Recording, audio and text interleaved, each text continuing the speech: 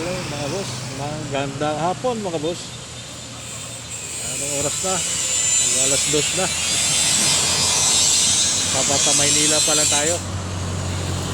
Dito pala ako sa Indang 13 Martires Road, malapit sa gate subdivision.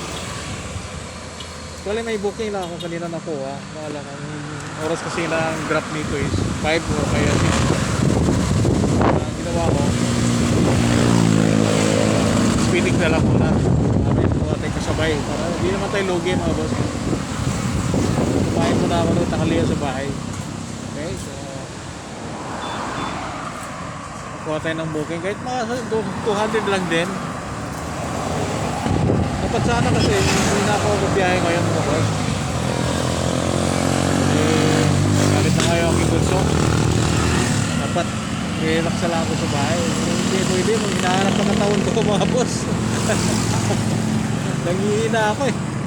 Pag hindi ako nag-rides, wala ako, nakaupo lang ako, nanonood TV. Lakad-lakad, wala eh. Iba talaga yung galaw yung mga ugat mo. Naging alerto yung isipan mo, naging alerto yung paningin mo. So, hinahanap talaga ng katawan mo. Dito ako ngayon na yan, gilid lang ng Indang 13 Martires Road. Okay, so yung biyahe ko kasi ngayon papuntang Escolta, so kailangan sabay ako nito kahit Pasay o Makati o Manila area. Okay, para at least meron lang double booking natin. Okay, ito mga boss, agahan ko umuwi mamaya sana kahit pa paano kuha ng biyahe rin pabalik ng maaga. Kasi ituloy ko yung lakad namin nung nakarang Friday papunta yung SSS Tagaytay ulit.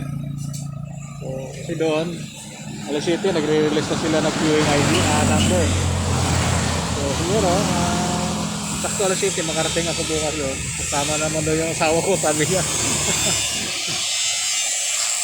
Kasi kahapon maaga akong umalis sa bahay, mga alas 12 na yun eh. Dahil gusto ko mag-ipon ng pambili ng siomay kasi gano'n na ginagawa ko.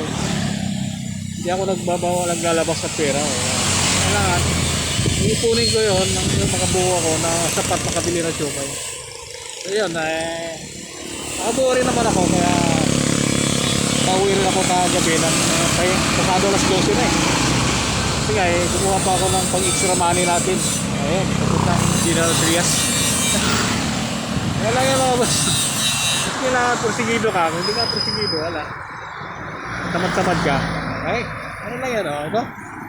So kahabaan tayo ng gandahan na rin ako usad, Maynila. Saka dito sa bayan o kaya sa Tansa, makakuha ako ng booking nito. Masabayan ko lang kasi mamaya pa naman itong alas 6 si drop. Kung galap ko ngayon na jacket.